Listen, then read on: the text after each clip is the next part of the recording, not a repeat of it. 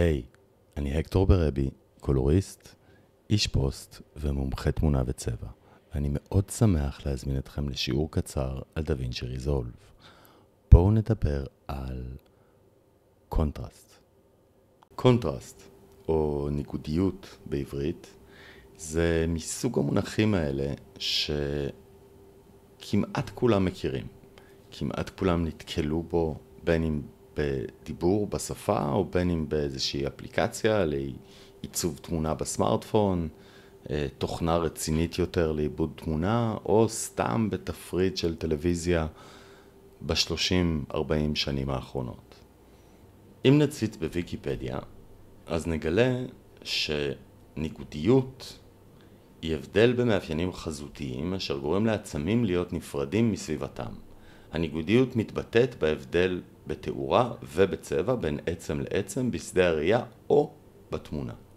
הניגודיות המקסימלית של תמונה נקראת טווח דינמי או יחס הניגודיות. אני לא יודע כמה ההגדרה הזאת עוזרת באמת להבין ברמה המעשית והוויזואלית מה זה קונטרסט ומה הכלי הזה או התכונת תמונה הזאת מאפשרת לנו בעולם של תיקוני צבעים. בואו נציץ רגע בדווינצ'י ונגלה כמה דברים לגבי הכלי קונטרסט ומה אנחנו יכולים ללמוד עליו. אז אני נמצא פה בפריימרי קולור ווילס, איפה שיש לי את סליידר הקונטרסט הראשי, וברמה הבסיסית ביותר, ניגודיות. אם אני אגביר את הערך בסליידר הזה, אני מגביר איזושהי תכונת תמונה שאנחנו קוראים לה ניגודיות. ובעצם אני יוצר ניגודיות גדולה יותר בין האזורים הכהים לאזורים הבהירים בתמונה. במטרה להבין את הכלי, זה מאוד עוזר להסתכל על תמונה בלי צבע. אז בואו נאפס רגע את התיקונים שעשינו פה, ונתחיל מלהוריד את הצבע לחלוטין. עכשיו כשאני מוריד את הצבע, אני יכול לדבר טיפה יותר במדויק על קונטרסט, כי ההשפעה שלו על צבע לא תפריע לי להבין את ההשפעה הדרמטית יותר שלו, ההשפעה שלו על אור. אם אני מעלה את הקונטרסט, מה שאני עושה מעשית ברמת הפיקסלים שלי בתמונה, זה שאני מצמצם את כמות האפורים. ככל שיש לי יותר קונטרסט, ככה יש לי פחות דרגות של אפור בין שחור לבין לבן. בעצם אני אומר לתמונה או לתוכנה, כל מה שמתחת לערך מסוים הולך להפוך להיות כהה יותר, להתאחד, וכל מה שמעל ערך מסוים הולך להיות בהיר יותר ולהתאחד. אם אני אלך עם זה עד הסוף ואדחוף את סליידר הקונטרסט שלי עד המקסימום שלו, כל מה שישאר מהתמונה זה שחור או לבן, כי בעצם במקסימום קונטרסט יש לי מינימום אפורים. אם אני אקח את הסליידר לצד השני ואפחית את כמות הקונטרסט, אני בעצם מחזיר ערכים מהקצוות אל האמצע ומוסיף מדרגות של אפור לתמונה, וככל שאני אמשיך בזה, הנה אני מגיע לנקודה של התמונה המקורית, ועכשיו אני יורד מתחת, זאת אומרת שאני עושה קונטרסט שלילי כביכול, אני מגיע עד האפס, עד הקצה שהסליידר מאפשר לי, ומה שקורה בעצם זה שאני משאיר בתמונה אך ורק אפור. אז אם צד אחד של התכונה הזאת היא מקסימום הפרדה, כל משטח בתמונה הולך להפוך להיות לבן או שחור לפי אם הוא היה כהה או בהיר יותר מסף מסוים. במינימום של התכונה הזאת, כל המשטחים הופכים להיות אפור אחד. אם נסתכל רגע לכאן, פה יש לי את ה-waveform, וה-waveform באופן מאוד נוח מראה לי את הסיגנל שלי, אז אני נגן רגע, אנחנו נראה שזה זז יחד עם הוידאו, והוא מראה לי אותו מ-0 שמסמל שחור על המסך שלי, ועד 100% שמסמל 100% אור לבן על המסך. אז עם הפיקסלים שלי בפליטה המקסימלית שלהם זה יסומן בטרייס של ה-Waveform על 100%. כל מה שהוא מעבר ל-100% חסר משמעות, כי הוא נשאר לבן. אני מאבד מידע ודיטייל. אז הצורה הזאת בעצם מסמלת את דרגות הבהירות בתמונה שלי, ואם אני מגביר קונטרסט, אז אני רואה בדיוק את מה שאמרנו. התמונה מתפצלת לה לשני רכיבים, כל מה שהיה בהיר עולה לכיוון לבן, וכל מה שהיה כהה יורד לכיוון שחור. למה אנחנו עדיין רואים קצת דיטייל פה? זה כבר שאלה אחרת, ואני אשמח לענות עליה בהזדמנות אחרת, כי זו תשובה ארוכה. אני שוב אאפס את הפעולה, ובואו נעשה את ההפוך. אם אני אוריד קונטרסט, אז אני רואה את הצורה שלי מתאחדת לה לכיוון ערך אחד בלבד של אפור. אז לא רק שיש לי סליידר שמאפשר לי לעשות איזשהו פעולה, יש לי גם כלי שיודע לנטר, להראות לי איזשהו ייצוג גרפי של מה הסליידר עושה, וכל מי שלקח אצלי קורסים יודע, וכל מי שיקח אצלי קורסים ידע מה החשיבות העצומה של הסט כלים האלה שנקראים סקופס. יש לי פה רמפ של 10 סטפים מלבן לשחור. ואם אני אסתכל בווייפורם, אני אראה שגם פה אני מקבל בדיוק 10 מדרגות, כל אחת היא 10% בהירה מהקודמת, והן מסמלות בעצם דרגות של אפור, נכון? בין שחור ללבן.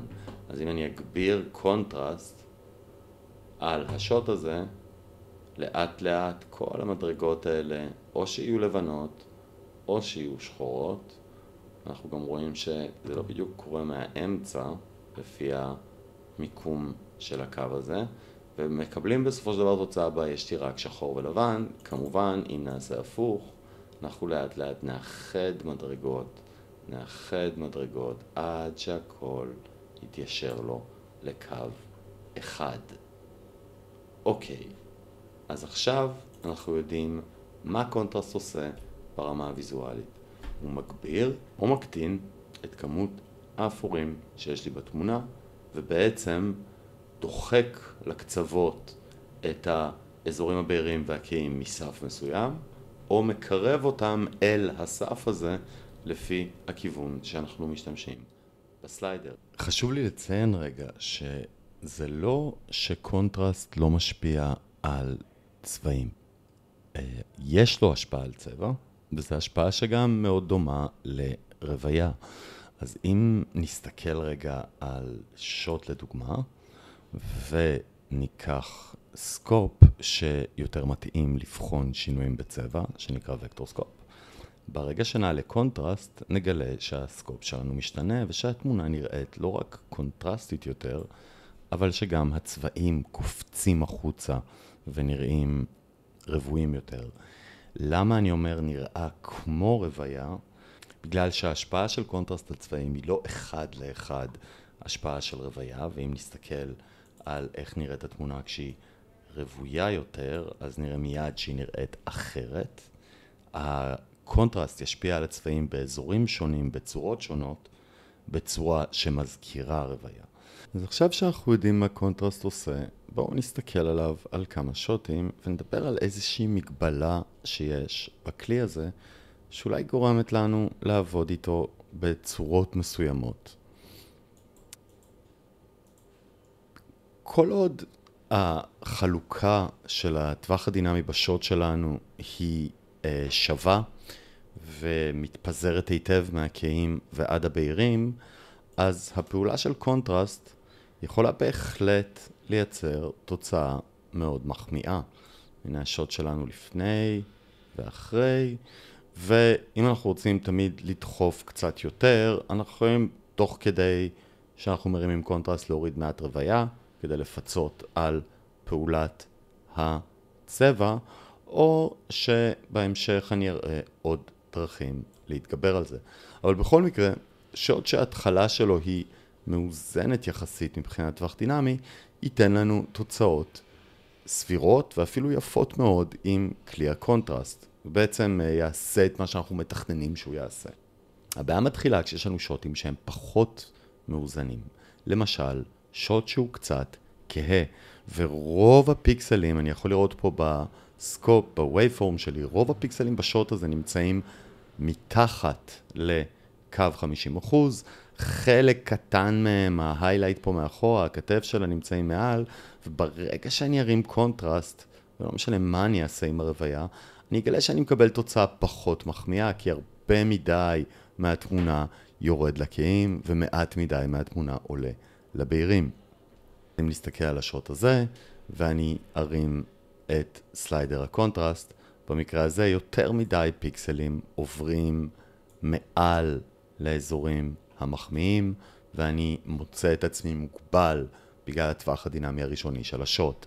הנה עוד אחד שאולי קצת צבעוני, אז נצטרך גם לפצות ברוויה, אבל שימו לב מה קורה ברגע שאני מרים קונטרסט, המצח והשיער שלו, נוריד קצת רוויה, לא נראים טוב או לא נראים כמו שהייתי רוצה שזה ייראה בהעלאה של קונטרסט. ושוב, הנה עוד שתי דוגמאות לשוטים שהחשיפה שלהם נמוכה מדי. ברגע שאני מרים קונטרסט, אני מקבל שוט כהה מדי ופחות מחמיא. אותו דבר בשוט הזה, שהוא עוד יותר אפילו מרים קונטרסט והמון דיטייל נעלם לי, המון דברים מתאחדים לכיוון השחורים בלי שאני ארצה את זה. עכשיו, ברוב הכלים וברוב האפליקציות, התוכנות לתיקוני צבעים או אפילו תוכנות לטיפול בתמונה, אני נאלץ להסתפק בזה. כי מה שאני מקבל הוא סליידר קונטרסט, ואת הפעולה שלו אני צריך פשוט לקבל. במקרה של דה וינצ'י, ואני מתאר לעצמי שאתם לא מופתעים, זה לא המצב. כי סליידר הקונטרסט מגיע עם קומפניאן, או עם בן לוויה, שנקרא פיבוט, וזה הסליידר הקטן שנמצא פה לידיו, ותכף נבין למה הוא אחד הסליידרים הכי מגניבים בדה וינצ'י ריזולב. בשביל להסביר את הפעולה של פיבוט, אנחנו נחזור לרמפ שראינו קודם, ובואו גם נאפס אותו, ובואו נסתכל רגע על הסליידר עצמו. עכשיו, זה מסוג הסליידרים שקל נורא לפספס אותם כשרצים על התוכנה ובודקים מה הסליידרים עושים, כי אם אני פשוט אזיז ואשחק איתו, אז לא יקרה כלום לתמונה. והסיבה לזה היא שפיבוט עובד יחד עם קונטרסט, הוא בעצם מגדיר אותו. אם נסתכל על המספר שמוזן לתוכו, זה כבר אמור לתת לנו רמז. מוזן לפה מספר 0.435, והכוונה היא ל-43.5%. 43.5% של מה? אתם אולי שואלים? 43.5% מתוך ה-100% של הלומה, של הסיגנל. בעצם פיבוט מסמל לי את הקו הזה, שנמצא פה קצת מעל 40, והקו הזה מגדיר מאיפה קורית פעולת הקונטרסט. מהו הסף שממנו חלק מהדברים יורדים לקיים, וחלק מהדברים עולים לבהירים. למה פיבוט שימושי כל כך? כי הוא מאפשר לי להתנהל בצורה הרבה יותר חופשית עם הקונטרסט שלי בשוטים שהטווח הדינמי שלהם לא מאוזן מלכתחילה. עכשיו, אם אני אוריד רגע קונטרסט ל-0, אז אנחנו נראה שהקו באמת מתאזן לו על 43.5% מתוך ה-waveform. ואם אני עכשיו אזיז את הפיבוט, אז עכשיו אנחנו רואים שיש השפעה דרמטית על התמונה, כי עכשיו מה שאני עושה בעצם זה מעלה או מוריד את הסף שלי. למשל, ברמפ שלנו, על סף של 65%, נאפס את הקונטרסט, על סף של 65%, אז רק מה שנמצא מעל הקו הזה יעלה לכיוון הבהירים, וכל השאר ירדו לכיוון הכהים. מה שאומר שיהיה לנו הרבה יותר כהים ברגע שנרים קונטרסט, וזה אכן המצב. אנחנו יכולים לראות שהתמונה שלנו מתחלקת אחרת לגמרי. אם אני אזין לפה 30%, אז על אותו ערך קונטרסט יהיו לי הרבה יותר בהירים, כי הקו שממנו אני קובע את הסף נמוך הרבה יותר. בואו נראה את זה על שוטים. אם נחזור לתמונות הכהות שהצצנו בהן קודם, והנה הקונטרסט הפחות מחמיא שהיה לנו, בואו נאפס רגע את התוצאה, ובואו ננסה שוב, רק שהפעם, במקום למקם את הפיבוט במקום הרגיל שלו על 43%, בואו נוריד אותו קצת, כדי שיותר מהדאטה בתמונה יעלה לכיוון הבהירים. כשאני עושה את זה, אני מגלה בעצם שאני יכול להגדיל את הטווח פעולה של סליידר הקונטרסט שלי, ולקבל תוצאה שהיא שילוב בין קונטרסט לחשיפה, ונראית לא רע בכלל, ומאפשרת לי משהו שסליידר הקונטרסט לבדו לא אפשר.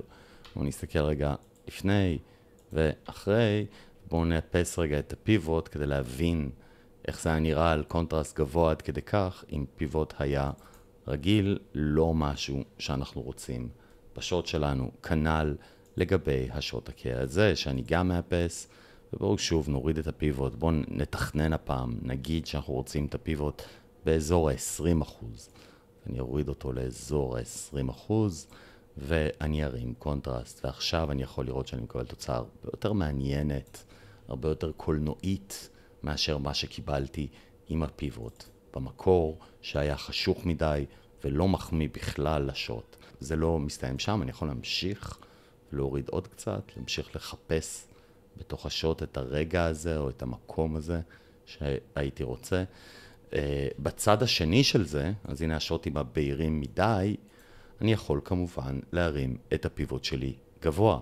ואם אני אשים פיבוט באזור ה-60%, אז יהיה לי הרבה יותר מעניין להגדיל קונטרסט בשוט כזה. תראו, זה עדיין לא מספיק, הוא עדיין לא מספיק גבוה. בואו נרים אותו עוד יותר גבוה.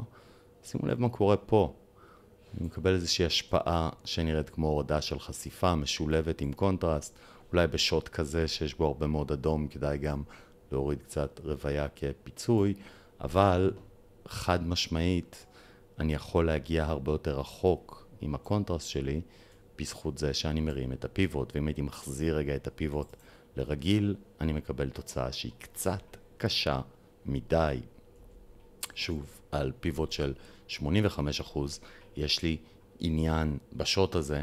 בואו נסתכל רגע על השוט הזה, אנחנו יכולים כבר עכשיו פשוט להרים את הפיבוט, אנחנו על 1.3, בואו נגזים לאזור 1.5 כמעט, אבל נרים פיבוט, ובמקרה הזה אני מקבל קצת החשכה של הקיים שלי, אבל תראו איזה יופי ההשפעה שיש לזה על השמיים. ואם אני אסתכל רגע על השוט ואחרי, נראה שאני ממש צריכתי לשנות קצת את השעה ביום, להחזיר כחול לשמיים, ואם רק הייתי עושה את הפעולה הזאת אולי בצורה מחולקת, אולי עם מסכה, אז הייתי יכול להגיע לתוצאות מעניינות. הנה שוט בשקיעה עם השמש ישירות לתוך המצלמה, אבל הדמויות שלנו הן חשופות. אולי הייתי רוצה להגיע למשהו קצת יותר שקיעתי, עם שמיים פחות צרופים, ודמויות שנראות יותר כמו צלליות. אם אני ארים קונטרסט, זה לא הולך לקרות בכלל, ומה שאני מקבל זה בעיקר תוצאה לא יפה. אבל אם אני ארים גם פיבוט, אז אני עכשיו מבליט יותר את הצד של השמיים.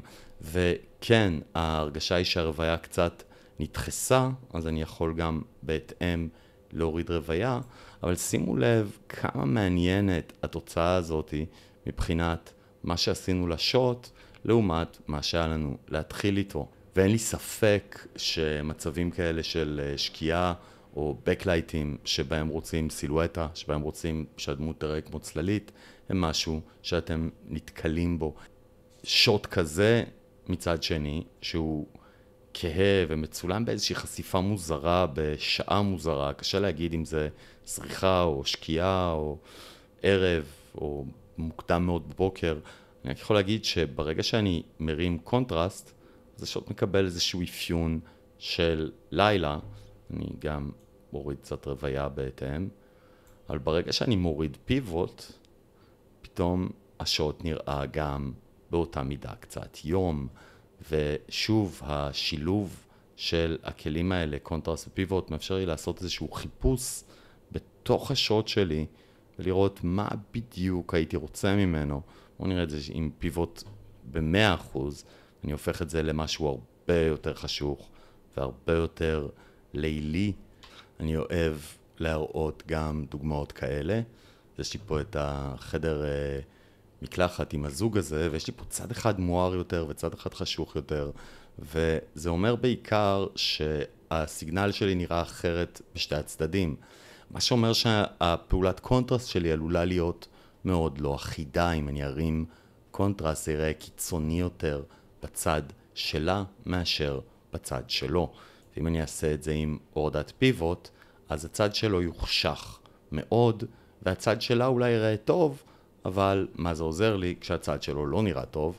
אני יכול לשלב את זה עם פעולה של מסכה, ואם אני מכניס מסכת גרדיאנט מהצד וממקם אותה נכון, אז עכשיו הפעולת קונטרסט שלי קצת הזנה את השוט. עכשיו אני יכול להרשות לעצמי אולי אפילו לעשות קצת יותר מההחשכה הזאת, ומכניסה איזשהו נופח אולי טיפה יותר ריאליסטי. בואו נסתכל על זה לפני, אחרי, אבל ללא ספק מעבירה את תשומת הלב שלנו, את הפוקוס שלנו לחלק הזה של השוט. עוד משהו שדיברנו עליו כשדיברנו על קונטרסט, ממש בתחילת הווידאו הזה, העובדה שקונטרסט משפיע על צבע ועל לומה בדרכים קצת שונות, שאנחנו לא תמיד אוהבים את ההשפעה שלו על צבע. אני רוצה להראות רגע דרך להתגבר על זה, ולעבוד אולי בצורה קצת יותר חופשית עם קונטרסט. אז יש לנו פה את השוט הזה, שנניח שהייתי רוצה להחשיך קצת, אני מרים את הפיבוט גבוה בכוונה, ואני הופך אותו ליותר אולי אווירתי. נוריד קצת פיבוט, אני כן רוצה להחזיר קצת היילייטס, והנה מגיעה ההשפעה הכבדה יחסית של קונטרסט על צבעים, שנראית כמו דחיסה של הרוויה. אם אני אעשה לחצן ימני על השוט, על הנוד שלי, בשלוש גרסאות האחרונות של התוכנה הוסיפו את התפריט הבא. והתפריט הבא הוא בעצם תפריט בלנדינג מוד או תפריט קומפוזיט מוד, שמאפשר לי לבחור את הדרך שבה הפעולה שאני עושה תחושב לפי הבלנדינג מוד הפופולריים והמוכרים בשוק, אותם בלנדינג מוד שיש לכם בכל תוכנה שמאפשרת בלנד. אני אבחר פה בבלנד מוד שנקרא לומינוסיטי, ובעצם כשאני עושה את זה, אני אומר לתוכנה, כל פעולה שאני עושה תשפיע על הלומה בלבד, ולא על הכרומה, לא על הצבע. מה שאומר שהצבע שלי יישאר באותה נקודה שהוא היה כשהתחלתי בה. אז אם אני אלך רגע אל הוקטורסקופ שוב, ונסתכל על הצורה של כמות הצבע והפיזור שלו בשוט לפני פעולת הקונטרסט, גם אחרי זה לא השתנה. ונחזור רגע אל הווייבורם שלי, הלומה לעומת זאת כן השתנתה. מה שזה מאפשר לי זה לעשות את הפעולות שלי בצורה הרבה יותר חופשית, כי אני לא אשפיע על צבעים בצורה שאני אולי לא רוצה, ולהשיג תוצאות שהן מעניינות. אין דרך נכונה יותר. זה לא שלעשות קונטרסט רק על הלומה זה עדיף מאשר לעשות קונטרסט על הלומה והצבע ביחד. שניהם נכונים באותה מידה, שניהם מתאימים למצבים שונים, לתסריטים שונים. זהו. למרות שיש עוד דברים שאפשר להגיד על קונטרסט, ובטח דברים שאפשר להגיד על קונטרסט ודרכים להשתמש בו ובעוד כלים מקבילים אליו בתוך דה וינצ'י, אני חושב שזה יספיק להפעם. אני מאוד מקווה שנהנתם מהשיעור הקצר הזה, ומבטיח שיהיו עוד בקרוב, ולא רק. בחודש הבא, ב-14 ליולי, נפתח מחזור חדש של קורס תיקוני צבעים וגריידינג בדה וינצ'י ריזולב. זה הקורס הכי ותיק והכי מתקדם שאני מעביר. יש פה הרבה מאוד תכנים, מעל 45 שעות לימוד, חומרי עזר, תרגולים, גישה להקלטות שיעורים, קבוצת תמיכה ועוד לא מעט הפתעות. זה יהיה בימי ראשון בשעה 6:30 בערב, ומי שמתעניין בתחום ורוצה להרחיב את הידע שלו וללמוד לא מעט על וידאו, על צבע ועל דה וינצ'י, מוזמן לפנות אליי, צירפתי לינקים בתיאור של הוידאו. עד אז, להתראות.